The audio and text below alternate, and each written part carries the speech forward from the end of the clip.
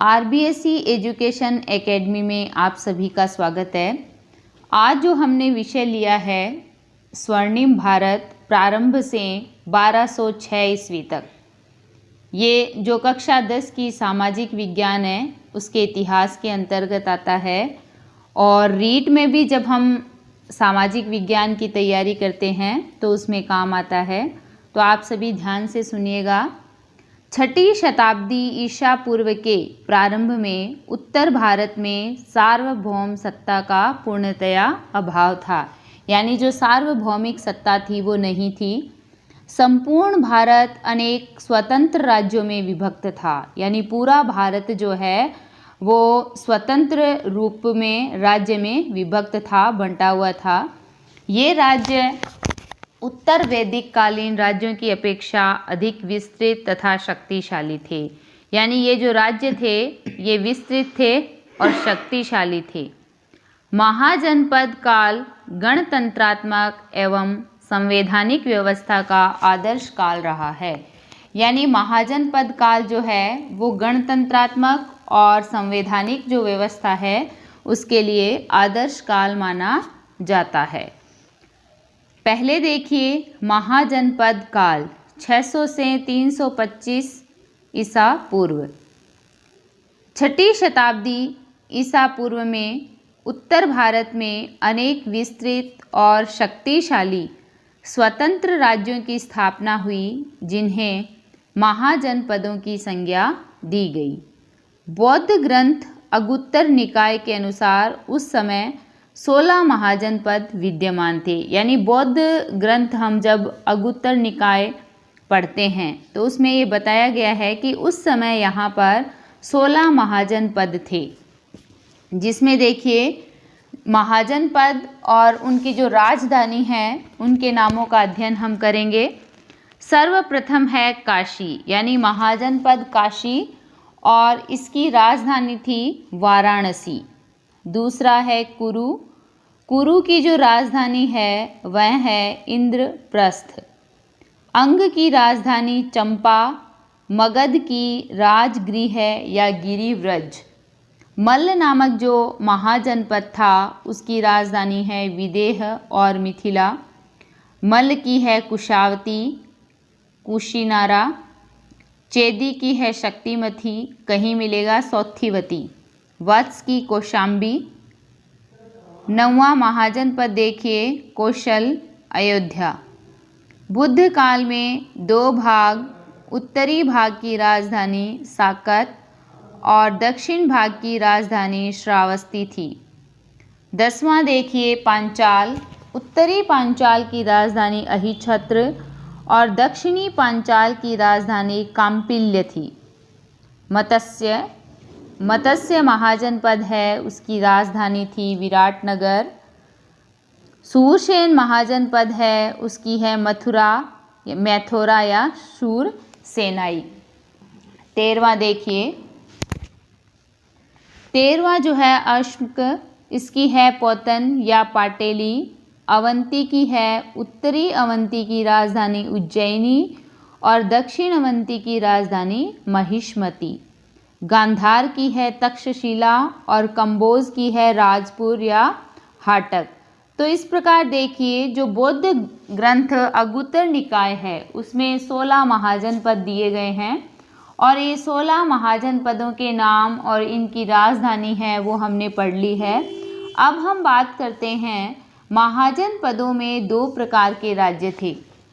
महाजनपदों में 2 प्रकार के राज्य थे, एक राजतंत्र और एक गणतंत्र। फिर देखिए कौशल, वत्स, अवंती और मगध उस समय सर्वाधिक शक्तिशाली राजतंत्र थे।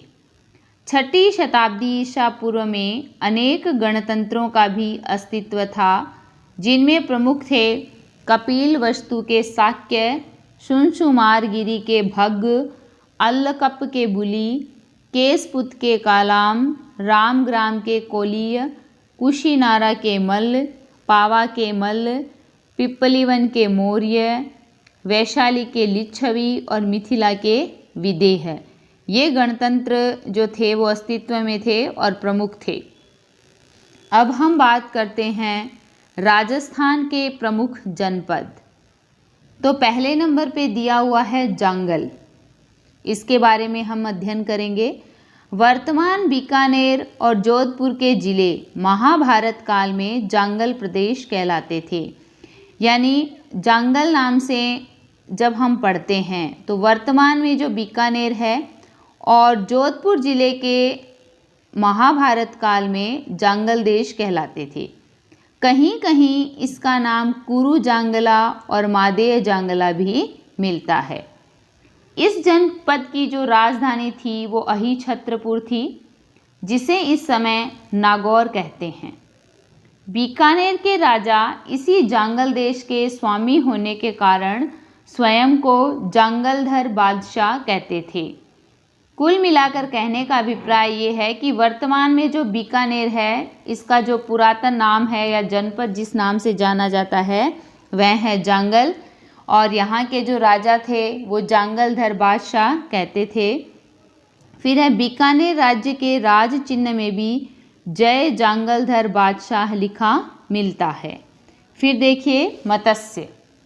वर्तमान जयपुर के आसपास का क्षेत्र मत्स्य महाजनपद के नाम से जाना जाता है। आधुनिक अलवर और भरतपुर के कुछ भूभाग भी इसके अंतर्गत आते हैं। यानी वर्तमान समय की जो स्थिति है राजस्थान की, उसमें जो अलवर जिला है और भरतपुर जिले के कुछ एक भूभाग हैं जो मत्स्य के अंतर्गत आते हैं। इसकी राजधानी विराटनगर थी, जिसे वर्तमान में बैराठ नाम से जाना जाता है। तीसरे नंबर पे देखिए शूरसेन। शूरसेन में आधुनिक ब्रज क्षेत्र में यह महाजनपद स्थित था। इसकी राजधानी मथुरा थी। प्राचीन यूनानी लेखक इस राज्य को शूरसेनोई मानते हैं और इसकी जो राजधानी थी वो मैथोरा थी, यानी राजधानी को मैथोरा कहते हैं। महाभारत के अनुसार यहाँ यदु यादव वंश का शासन था। भरतपुर, धौलपुर तथा करौली जिलों के अधिकांश भाग शूरसेन जनपद के अंतर्गत आते हैं। यानी भरतपुर, धौलपुर और करौली ये 3 जिले थे और इन 3 जिलों के जो भाग हैं वो शूरसेन जनपद के अंतर्गत आते हैं। 4 नंबर पे पढ़ते हैं हम शिवी। शिवी जनपद की राजधानी शिवपुर थी तथा राजा सुशील ने उसे अन्य जातियों के साथ 10 राजाओं के युद्ध में पराजित किया था। कितने राजाओं के युद्ध में? 10 राजाओं के युद्ध में। प्राचीन शिवपुर की पहचान वर्तमान पाकिस्तान के शोरकोट नामक स्थान से की जाती है। यानी प्राचीन शिवपुर जो था वो वर्तमान में पाकिस्तान में कोई जगह है शोरकोट, उस नाम से जानी जाती है। कालांतर में दक्षिण पंजाब की यह शिवी जाति राजस्थान के मेवाड़ क्षेत्र में निवास करने लगी। फिर है चित्तौड़गढ़ के पास स्थित नगरी इस जनपद की राजधानी थी। यानी चित्तौड़गढ़ के पास स्थित नगरी थी जो इस जनपद की राजधानी थी। मंदसौर के पास से 5 गुहा लेख प्राप्त हुए हैं, जिनसे शिवी जनपद का प्रसार पश्चिम से लेकर दक्षिण पूर्व तक होना ज्ञात होता है। तो इस प्रकार देखो, आज हमने जो महाजनपद काल है उसका अध्ययन किया। 16 महाजनपद है वह और उसकी राजधानी का अध्ययन किया। उसके बाद राजस्थान के जो प्रमुख जनपद है जांगल, मत्स्य, शूरसेन और शिवी, इसका अध्ययन किया। कल हम अपने नए वीडियो के साथ आपके समक्ष फिर उपस्थित होंगे। आप सभी मेरे चैनल को लाइक करें, शेयर करें, सब्सक्राइब करें और बेल आइकन दबाना ना भूलें। धन्यवाद।